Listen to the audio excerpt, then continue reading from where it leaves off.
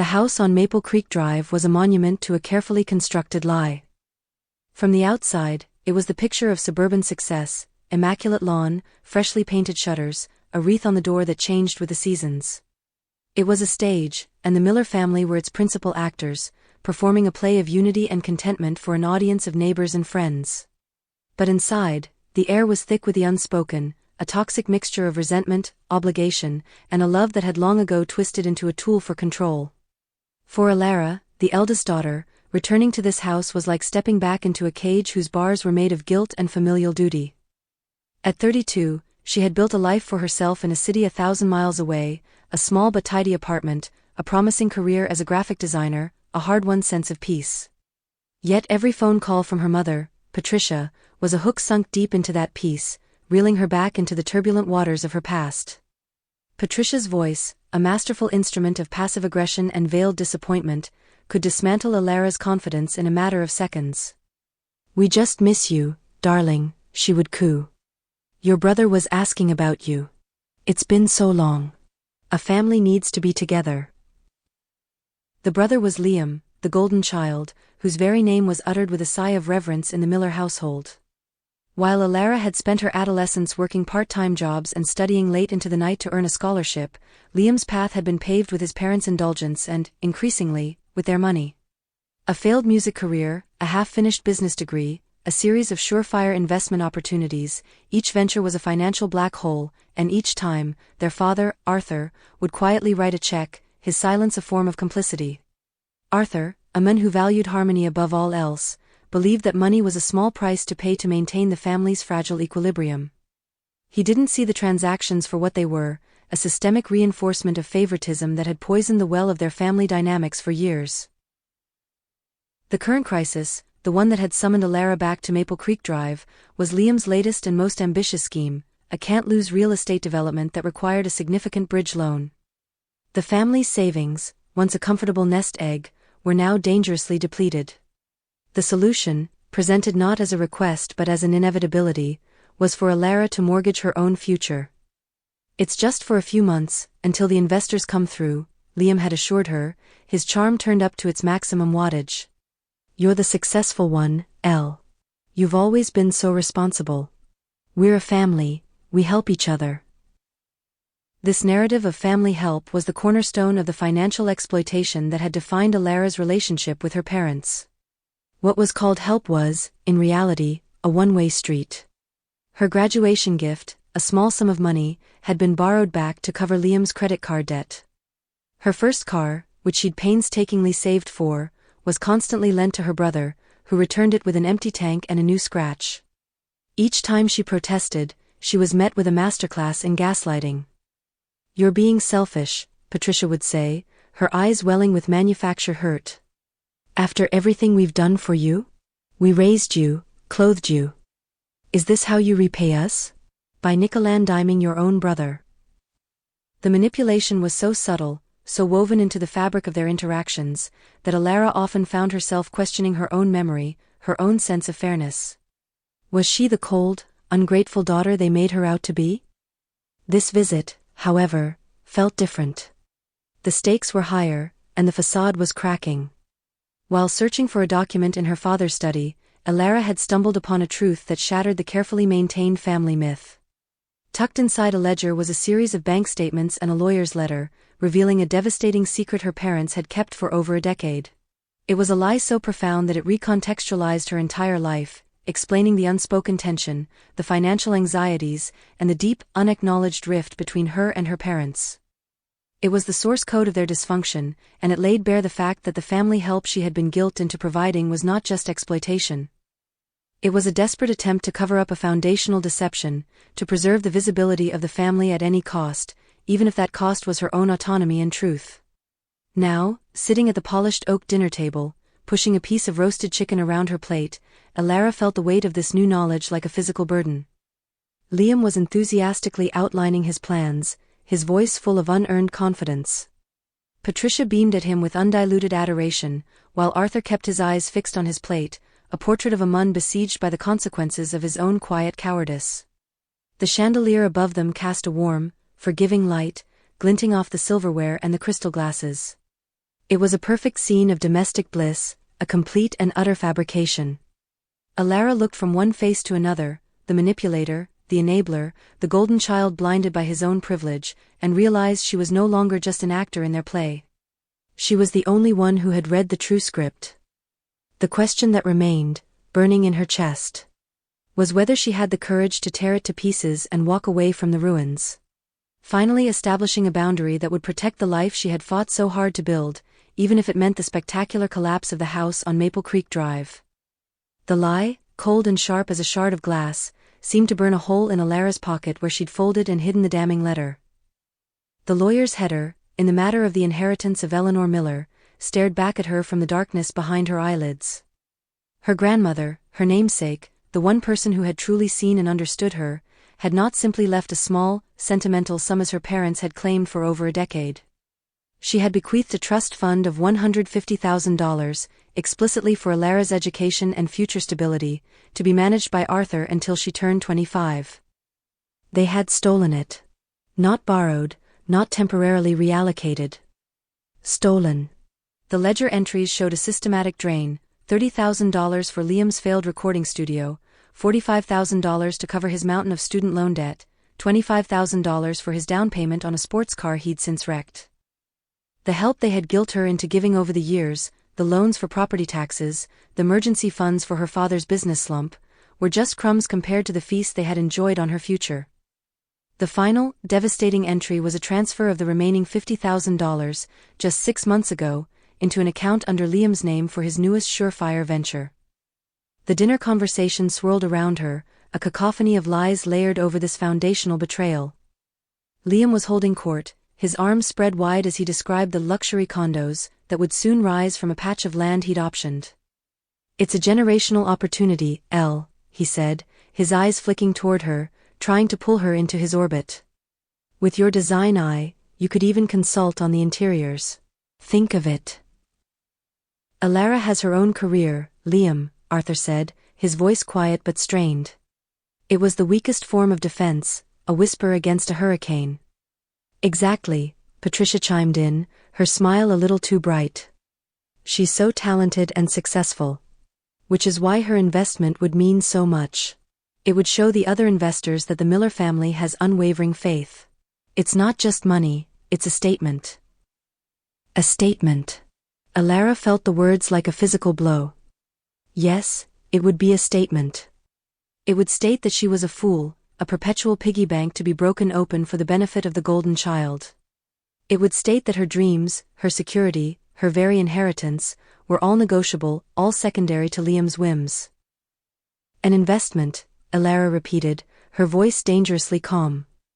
She placed her fork down, the click of silver on china unnaturally loud in the room. "You keep using that word. But an investment implies due diligence, a contract, a return. What you're asking for is a gift. Another one." The air in the room solidified. Patricia's smile didn't falter so much as it froze, a rictus of pleasantry. "Alara, darling, that's a very uncharitable way to look at it. We're a family. We support each other. There are no contracts between family." "Is that so?" Alara's gaze shifted to her father, who was now studying the pattern on the tablecloth with intense fascination. "What about Grandma Eleanor's contract? The one she left for me?" Arthur's head snapped up, his face draining of all color. His eyes, wide with panic, met hers, and in that single, unguarded moment, he confirmed everything. The secret was out. Patricia's facade cracked. "What are you talking about?" "I'm talking about the trust fund," Alara said, her voice gaining strength, fueled by a decade of suppressed rage. "The one Grandma left me. The one worth $150,000. The one you told me was a few thousand for a rainy day. The one you spent on him." She didn't point at Liam, she didn't need to.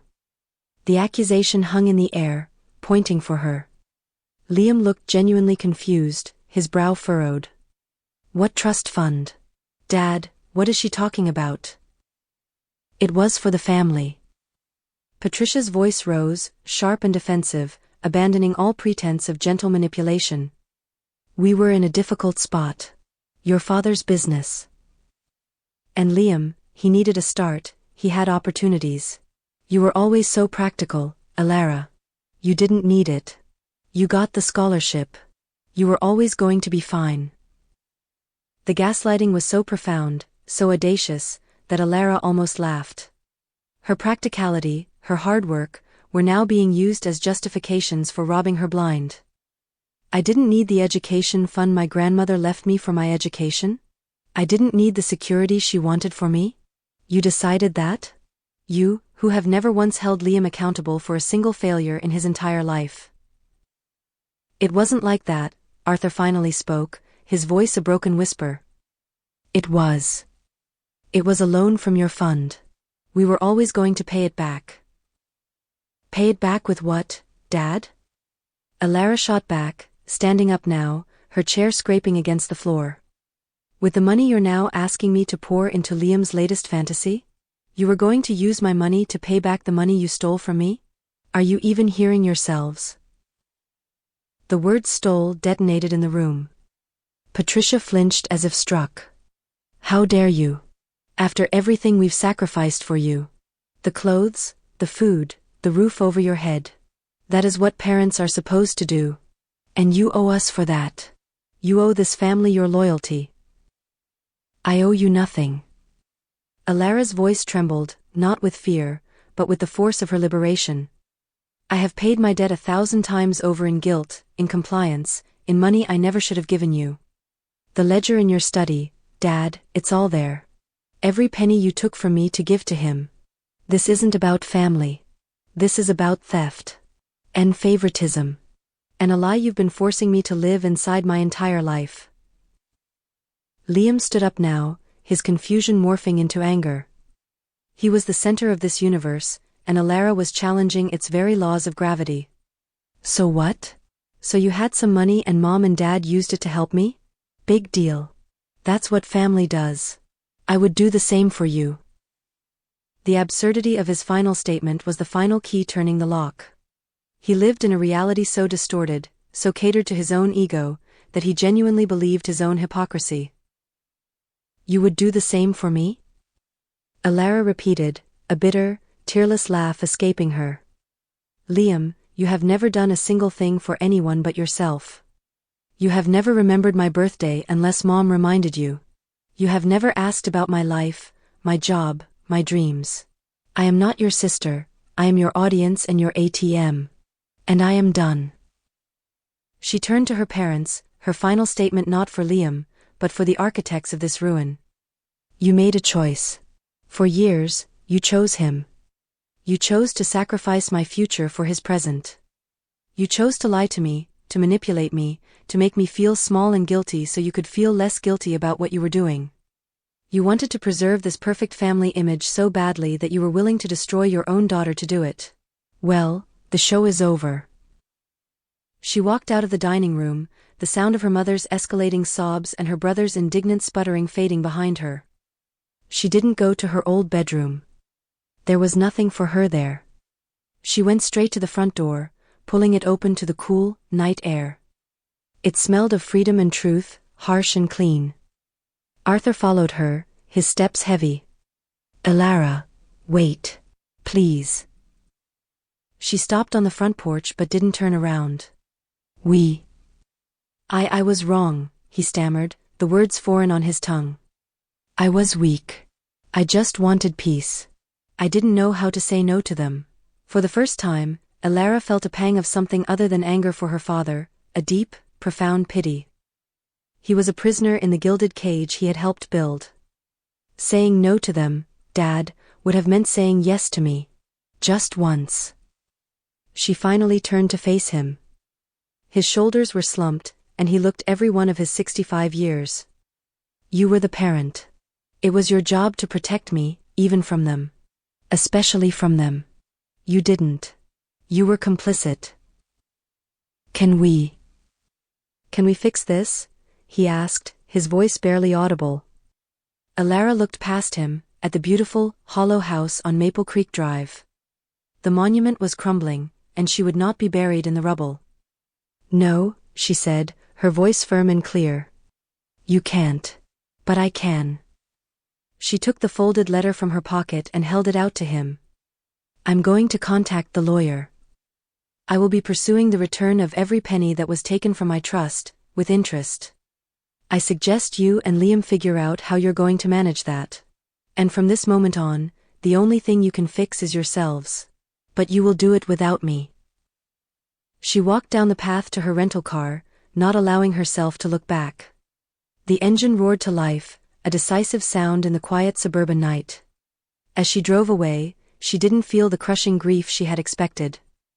Instead, she felt a vast, empty space where the weight of her family's expectations had been. It was a terrifying emptiness, but it was hers. For the first time, it was all hers to fill. The boundary had been drawn, not in sand, but in the unyielding stone of hard truth, and she knew, with a certainty that settled deep in her bones, that she would never, ever allow it to be crossed again. The cost of their family had been her soul, and she had just bought it back. The price had been everything, but she was finally, irrevocably, free. The first few weeks after the shattering of the world she had known were a study in a strange, new silence. It wasn't the peaceful quiet Alara had cultivated in her own apartment. This was a heavy, echoing void where the constant, low-frequency hum of familial obligation had once been. Her phone, which had for years been a source of anxiety, a potential conduit for her mother's guilt-tripping or her brother's requests, was conspicuously dormant. No calls, no pleading texts, no lengthy emails full of manipulated half-truths. The silence was their weapon, a collective punishment designed to make her crack, to come crawling back, apologizing for her outburst. But to Alara, it felt less like a punishment and more like a long-overdue ceasefire. She did not wait for them. The Monday after her return, she found the courage to call the lawyer whose name was on the letter, a Mr. David Albright. His voice was calm, professional, and devoid of the emotional landmines she was used to navigating. She explained the situation, her voice shaking only slightly as she detailed the stolen inheritance. Mr. Albright listened without interruption. "This is, unfortunately, not unheard of," he said, his tone conveying neither shock nor pity, but a steady resolve. "A breach of fiduciary duty is a serious matter. The terms of your grandmother's will were explicit. We have a very strong case." Hearing those words, "a very strong case," from an impartial, legal authority was a validation more powerful than any she had ever received from her family. It wasn't about the money, not really. It was about the principle. It was about her grandmother's voice, from beyond the grave, finally being heard. Mr. Albright drafted a formal letter of demand, outlining the misappropriated funds, the evidence from the ledger, and the legal recourse Alara was prepared to pursue if the full amount, with accrued interest, was not returned within 90 days. Sending that letter felt like launching a lifeboat away from a sinking ship. The response was not immediate. For a month, the silence held. Alara threw herself into her work, the clean, logical lines of graphic design a soothing balm to the tangled mess of her personal life. She started seeing a therapist, a kind, no-nonsense woman who helped her untangle the knots of gaslighting and codependency, giving names to the manipulations she had endured for so long. She learned about parentification, how she had been forced into the role of the responsible adult while her brother remained the perpetual child. She learned about financial enmeshment, and how her boundaries had been systematically erased. With each session, the fog of guilt lifted a little more, replaced by a clear, cold anger, and then, gradually, by a firm, unshakable resolve. The crack in the family's united front of silence came, unsurprisingly, from her father. An email arrived late one evening, its subject line simply Alara. Her heart hammered against her ribs as she opened it. "Alara. I don't expect you to reply to this. I wouldn't, if I were you. I have no right to ask for your forgiveness. What I did was a profound betrayal, not just of your trust, but of my duty as your father and the executor of your grandmother's wishes. I have spent these last weeks going through every record, every bank statement. Seeing it all laid out, in black and white, as you must have seen it. It's shameful. There are no excuses. Your mother's driving force has always been a twisted, all-consuming need to protect Liam from any consequence, and my driving force has been a cowardly need to avoid conflict with her. In trying to keep the peace, I destroyed the one thing that truly mattered, my relationship with you. I have instructed Liam to liquidate his share in the property venture. It will not cover the full amount, but it is a start. I will be taking a loan against my pension to cover the rest. You will have the full sum, with interest as calculated by Mr. Albright, by the deadline. It is the least, and the most, I can do. I am so sorry, Elara. For all of it. You were always the strong one. I see that now. Dad. Elara read the email 3 times. The apology she had craved for a lifetime was finally there, in writing. It didn't bring the cathartic wave of relief she had imagined. Instead, it felt like a historical document, confirming a truth about a past that was now closed. She felt a pang of sorrow for the man he was, and for the father he had failed to be. But she did not reply. The transaction, now, was a legal and financial one. The emotional debt was too vast to be settled with an email. The money, every last cent of it, was wired into a new account she had set up, one her family had no access to, exactly on the 89th day. The confirmation from her bank was the final, solid thud of a door closing.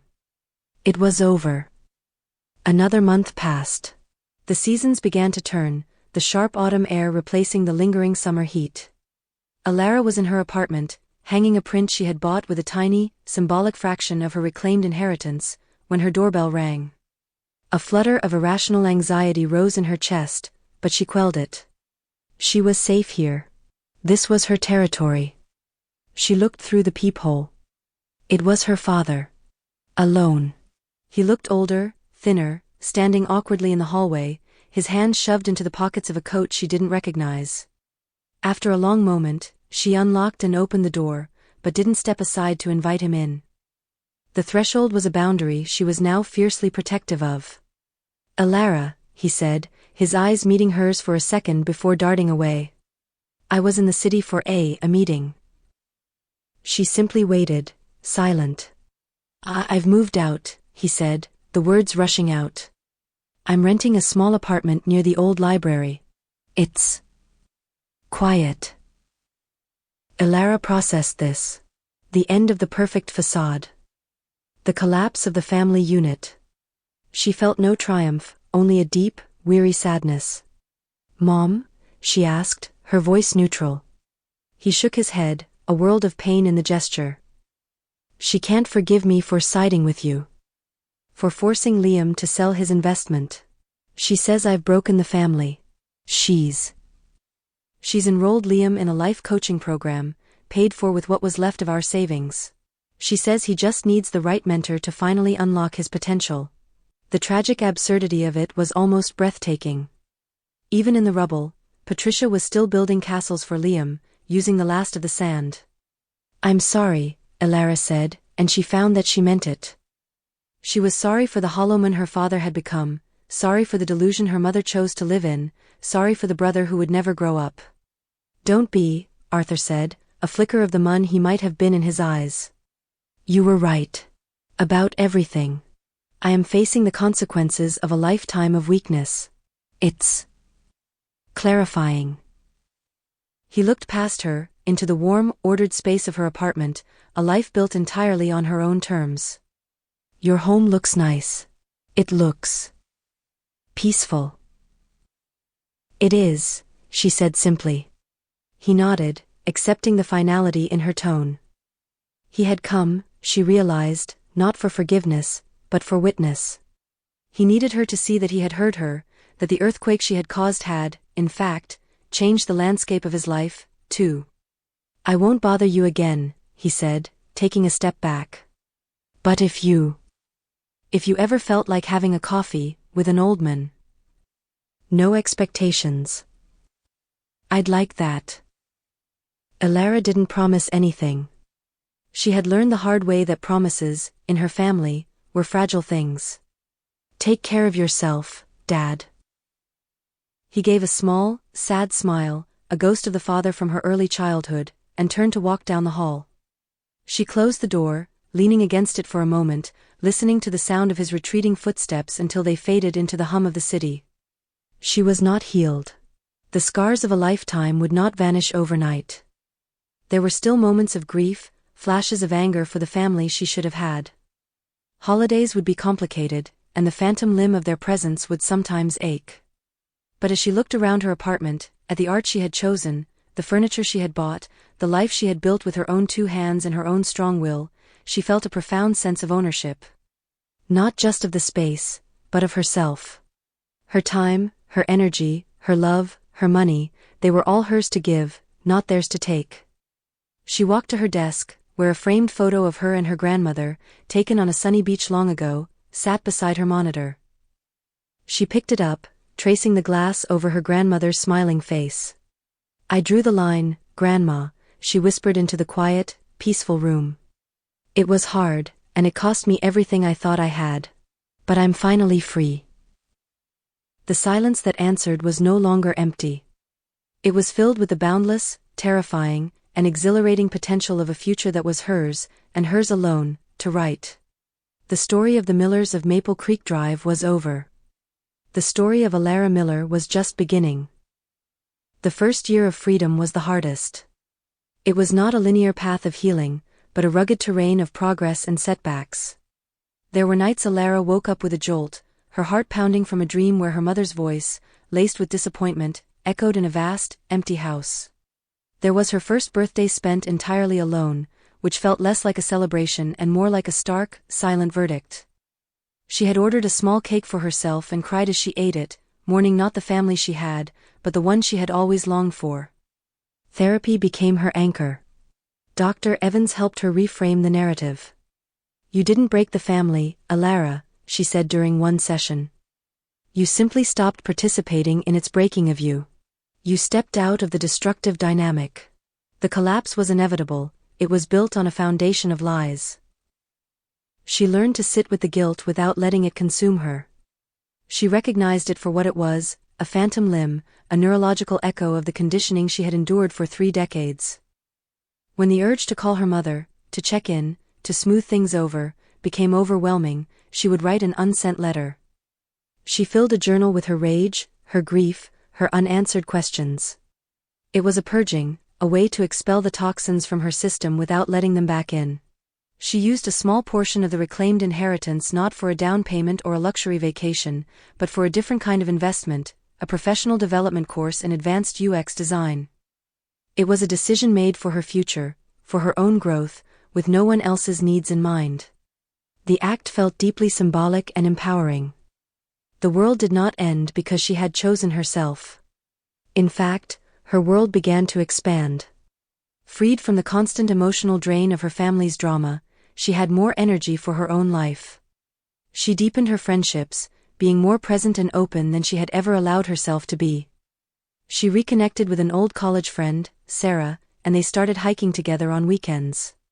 The physical exertion, the fresh air, the simple, honest companionship, it was a balm. She even tentatively started dating. A man named Ben, a soft-spoken architect she met at a gallery opening, was intrigued by her quiet confidence, the clear, firm boundaries she set without apology. He knew nothing of the storm she had weathered, but he respected the calm she had forged in its wake. Nearly 18 months after the night she walked out of the house on Maple Creek Drive, a padded envelope arrived in her mailbox. There was no return address, but the postmark was from her hometown. Her breath hitched, a old, familiar anxiety flaring.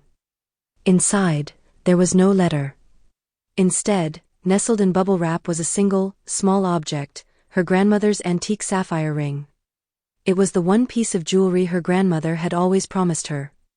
"For my brilliant, independent granddaughter," she'd say, her eyes twinkling.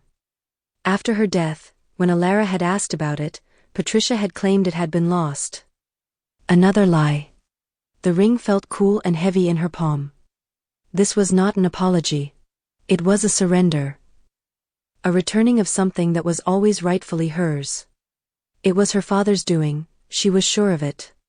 A final, tangible act of amends. She slipped it onto her right hand, where it caught the light, a small, deep blue star against her skin.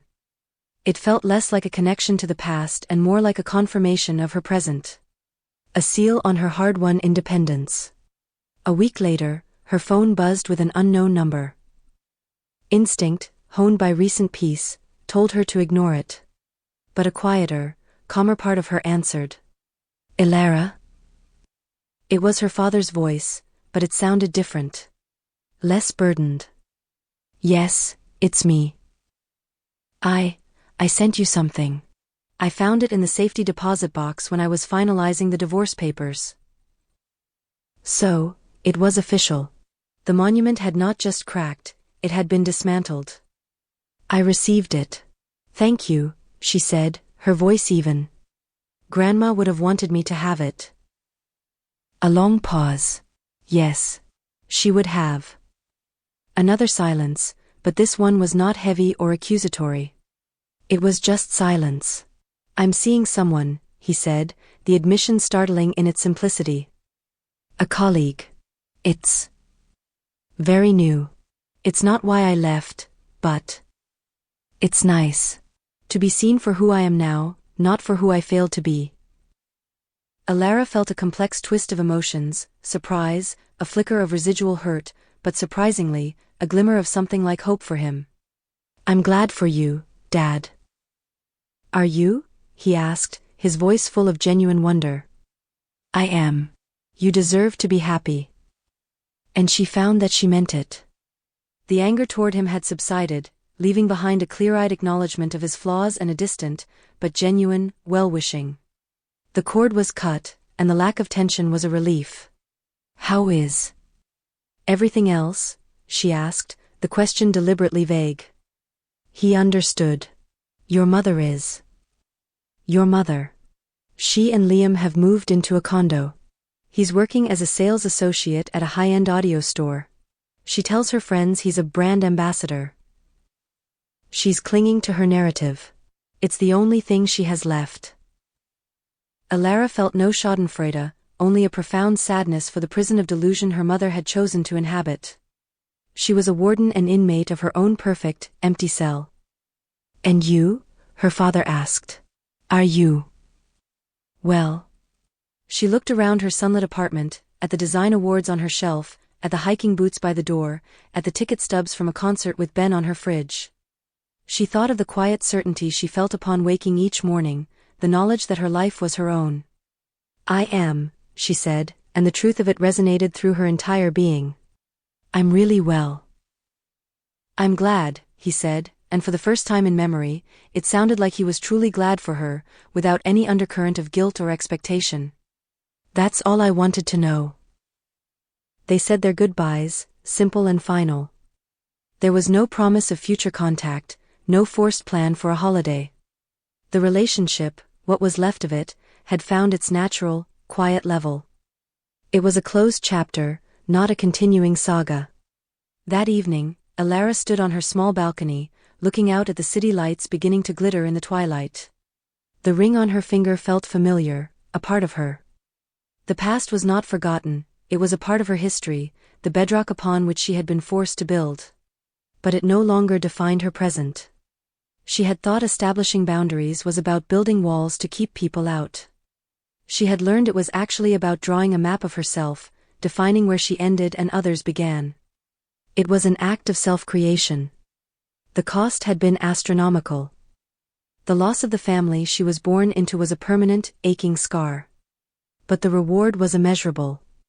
It was the unshakable possession of herself. It was the ability to love and be loved without condition or transaction. It was the quiet, powerful joy of a life lived on her own terms. The cool breeze brushed against her face. Down below, the city hummed with millions of stories of heartbreak and hope, of endings and beginnings. Elara took a deep, clean breath, filling her lungs with the air of her own, hard-won world. She was not just surviving, she was, finally and unequivocally, living. And in the peaceful stillness of the night, that felt like the greatest victory of all. The story was over, and the woman who remained was someone she was proud to be.